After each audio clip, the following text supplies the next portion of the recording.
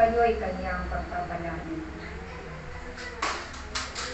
Kaya't kayong mga naririto, tapat ang Diyos sa kanyang pangako sa inyong lahat, at ang katapatan niya ay walang hanggan.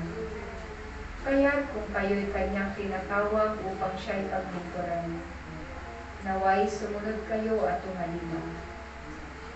Sapagkat ang pagtawag ng Diyos ay dapat pahalagahan ng lahat. Mapalad kayo sapagkat kayo ay kanyang pinili upang kayo ay maglingkod. Sapagkat batid ng Diyos ang inyong kakayahan. Kaya't pahalagahan ninyong lahat ang pagtawag ng Diyos sa inyo. Napakabuti ng Diyos